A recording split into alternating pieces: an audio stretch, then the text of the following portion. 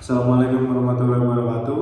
Kami dari kelompok 11 ingin mempresentasikan hasil analisis sistem informasi yang telah kami kaji dengan judul Analisis Sistem Informasi Penyortiran Barang di Distribution Center JNT Express. Perkenalkan, nama saya Fernanda Aminullah dengan NIM 233040138. Perkenalkan, nama saya Fadilah Aditya Ahmad dengan NIM 233040148. Topik ini kami pilih karena peran penting sistem penyortiran mendukung kinerja operasional logistik perusahaan ekspedisi seperti JNT. Di era digital saat ini, efisiensi distribusi sangat ditentukan oleh kecepatan dan ketepatan sistem dalam memiliki barang ke tujuan yang sesuai. Penyortiran barang adalah proses utama dalam manajemen logistik. Di JNT Express, penyortiran barang dilakukan di Distribution Center atau DC yang menjadi titik penghubung antara pengirim dan penerima. Sistem informasi penyortiran membantu memproses ribuan paket per hari. Tanpa sistem ini, resiko keterlambatan dan kesalahan pengiriman sangat tinggi. Sistem ini mendukung kecepatan proses, ketelitian dalam pencocokan data, dan efisiensi dari sisi biaya dan tenaga kerja. Dengan latar belakang itu, analisis sistem informasi ini bertujuan untuk memahami alur aktor yang terlibat dan bagaimana sistem ini bisa terus ditingkatkan. Halaman ketiga, definisi dan objek sistem. Secara definisi, sistem informasi penyortiran adalah mekanisme yang mengatur dan mengelompokkan barang berdasarkan data tujuan, volume, jenis barang, dan prioritas pengiriman. Objek dalam sistem ini adalah barang-barang logistik yang setiap unitnya memiliki identitas berupa nomor resi. Nomor resi ini menjadi kunci penghubung untuk data seperti nama penerima, alamat tujuan, jenis barang, dan status pengemasan. Dengan bantuan sistem, barang dapat secara otomatis diklasifikasikan sesuai zona wilayah, drop point, atau rute pengiriman yang tersedia. Diagram konteks memberikan gambaran bagaimana sistem berinteraksi dengan entitas luar, baik pengguna maupun sistem pendukung lainnya. Dalam konteks penyortiran barang di JNT, entitas eksternal tersebut meliputi pengirim dan penerima barang, petugas gudang dan sortir, sistem pengiriman dan penerimaan. Diagram ini menunjukkan bahwa sistem tidak bekerja dalam ruang tertutup, melainkan menjadi bagian dari ekosistem logistik yang kompleks dan saling terhubung. Dengan memahami konteks ini, kita bisa tahu titik mana saja yang bisa menyebabkan hambatan dan mana yang bisa dioptimalkan. Halaman kelima, struktur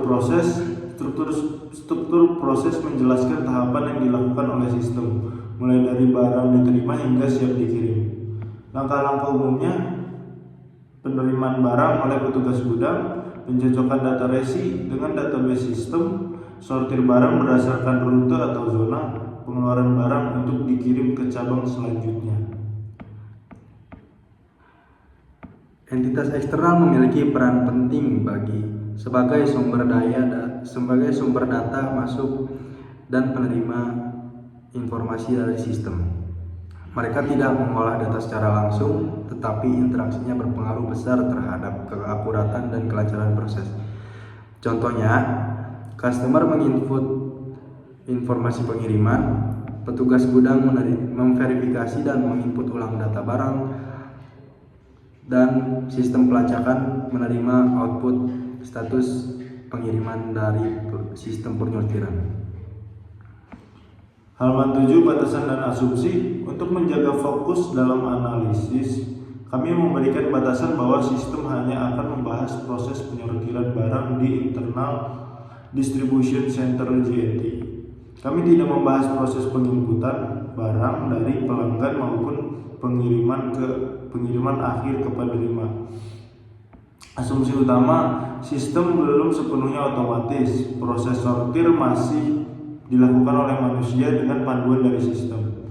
Setiap barang memiliki data yang lengkap yang bisa diakses oleh sistem saat diperlukan. Dengan batasan dan asumsi ini, kami menyusun pemodelan sistem yang realistis sesuai kondisi saat ini. Tabel aktor. Tabel ini menunjukkan siapa saja aktor utama dalam sistem penyortiran. Yang pertama itu ada customer, perannya mengisi data pengiriman dan menerima barang. Lalu petugas gudang sebagai penerima barang dan menginput informasi.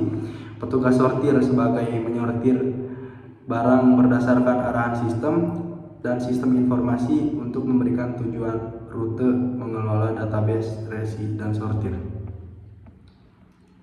Halaman 9 DFD Logical View. DFD atau Data Flow Diagram adalah gambaran alur data secara logis dalam sistem.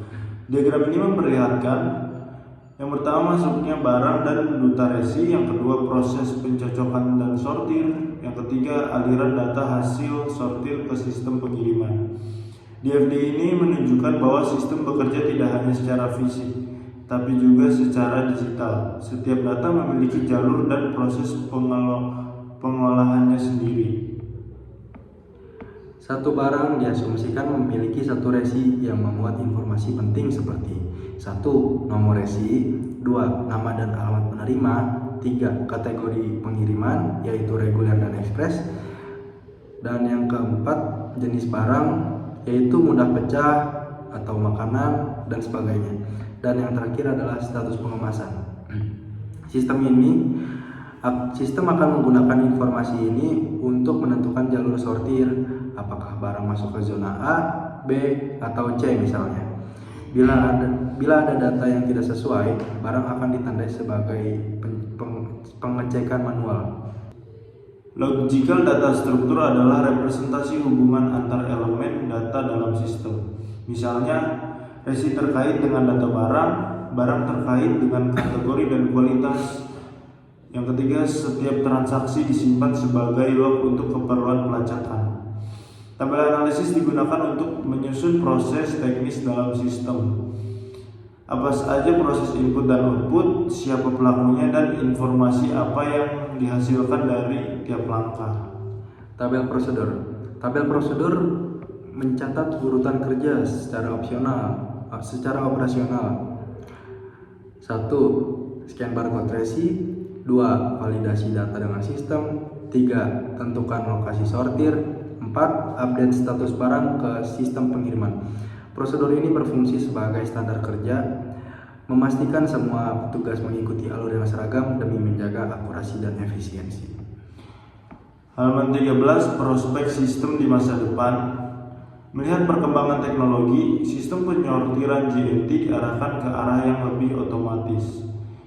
Inovasi yang dirancang mencakup mesin sortir otomatis dengan barcode dan sensor RFID, AI untuk memprediksi lonjakan volume pengiriman dan menyesuaikan kapasitas sortir, cloud-based monitoring agar status bisa dipantau secara terpusat, integrasi dengan IoT agar setiap langkah proses bisa dilacak secara real time.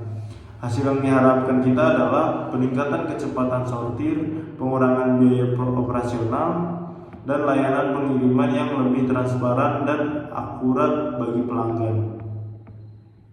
Sebagai penutup, kami ingin menegaskan bahwa penyortiran barang adalah bagian vital dari rantai logistik, dan sistem informasi berperan penting dalam keberhasilannya.